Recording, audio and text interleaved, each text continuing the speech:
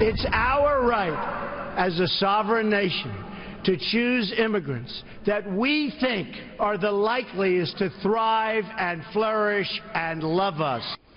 So deport the criminal aliens and welcome with open arms those immigrants who can help America thrive. Is he right or wrong? Hi, everyone. I'm Eric Bolling. Welcome to Cashing In. Our Cashing In crew this week, Mercedes Schlapp, Juan Williams, and Kristen Tate. Welcome, everybody. Now, Kristen, should we be choosing immigrants that will, as Trump says, thrive and love us? Yes, we should be able to choose who comes into this country, of course. Of course, we want immigrants who are going to contribute to society instead of immigrants who will drain from our society. But unfortunately, this is kind of a moot point because the administration, and certainly a Clinton administration, has zero intention of following immigration law. Just last year, the Obama administration released 200,000 criminal illegal aliens onto U.S. soil. But back to the original question, Eric, as long as the welfare state is in place, we should absolutely be prioritizing self-sufficient immigrants. As Milton Friedman said, you can have an open border or you can have a welfare state, but you can't have both. Okay, Juan, good luck taking the other side of that one, my man. Oh, I don't think this is hard because guess what? I love America, and I know that the Statue of Liberty talks about taking in the wretched, those who have been thrown out in other countries. I know that we as Americans remember when Italians were viewed as less.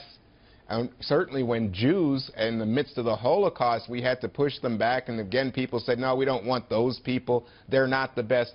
We find in America that we take people that have been rejected by others, and they come here and thrive, and they make us stronger, and they make our economy. This show's called Cashing In.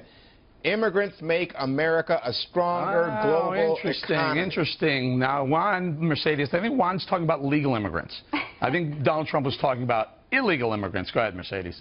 That's right, and I think that that's the core issue, right? The core issue here is, are we going to have a set of laws that are followed? And what has happened, Eric, is that we've seen the complacency. We have seen the fact that the Clinton, Obama administration clearly they've really just allowed this illegal immigration thing to become a norm in our society, where if you come in and as an illegal, visa overstay, you don't leave, really, chances are you're not going to be deported. Chances are you're not going to pay the penalties.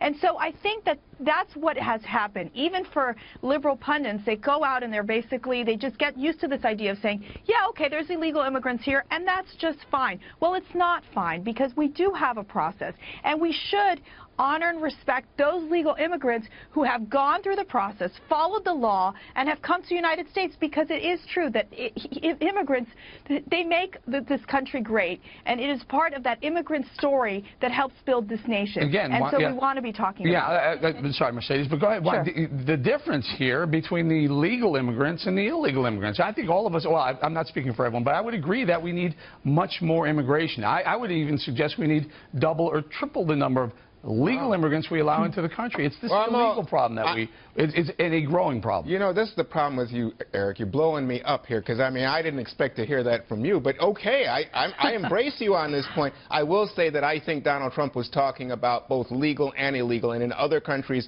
some countries, they give points for the wealthiest people, the best educated people, people who know they're going to have a job.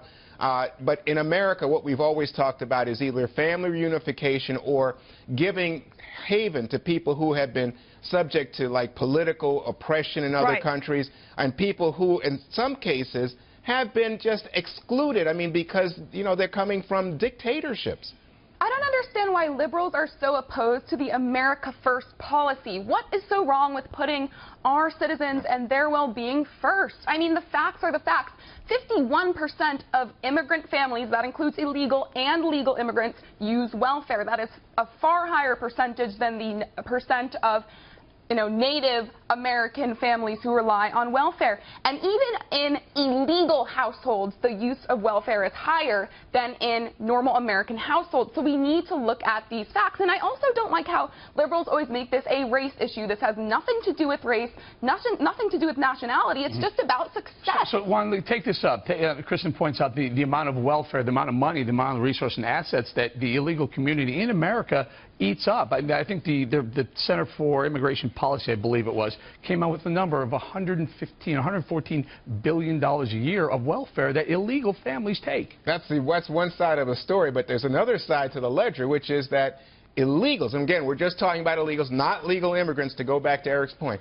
illegals oftentimes do not benefit from Social Security. They don't get their tax dollars back. I gave you $114 No, it's more than that in fact, number. they never recapture in terms of services, benefits that they contribute to our country, because guess what? As they pay taxes, they get nothing in return. What tax? Oh, hold on. Mercedes, I'll bring you in a second. But what taxes are the illegals paying? One, because I'm. What do you mean? They're working. Tax? They're paying. Of course, they buy. They're not paying. They're not paying federal income tax. Yeah, they're paying all the normal taxes that everybody pays. But they're not getting any of the benefits. You're talking about immigrants who are working. We want those folks. We want to make it easier for them to become legal. The problem is illegals who come in, they break our laws, and then they drain the system. They can get lots of welfare. They can get SNAP. They can use our medical system. They're not allowed to get Obamacare. Just well, they're not allowed to get. They're not allowed to get Obamacare. But Hillary Clinton has mentioned that in her first 100 days of office, they would be able to get. She's going to push for them to get Obamacare. So let's just start from there. But I want to say something here, because I think this is very important. You know, in our nation, we've gone to a point that obviously we have the 11 million illegals that are here. Yeah. This is due because we have because of the broken immigration system. And so I think to really start going after them and saying they're draining our system, I mean, they are also adding to our economy in a lot of ways as well. So I think it's a bit of both. I think it's a bit of Juan, it's a bit of Kristen, but I think that this is the opportunity to say, look, we know that this is what has happened. There needs to come to a point that we have in our responsibility to ensure that these illegals who are here are able to assimilate, learn English, pay taxes, pay back taxes.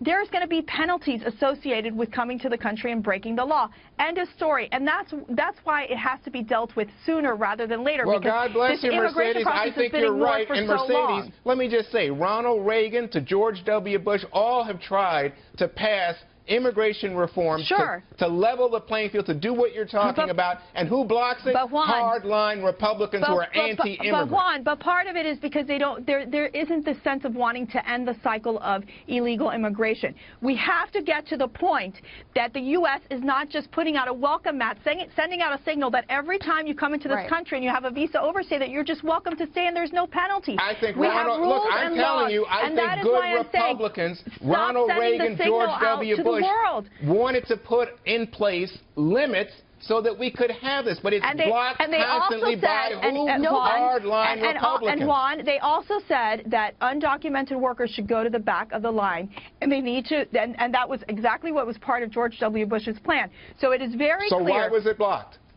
Well, I mean, because there was because the fact that with comprehensive immigration reform, it was just very controversial, very divisive. It was Republicans. Can I just throw something in here? Because there was under all these the Democrats' proposals for immigration reform, there was a path to citizenship that was offered, and still, I think this, you can make the case for the economics, you can make the case for the taxes.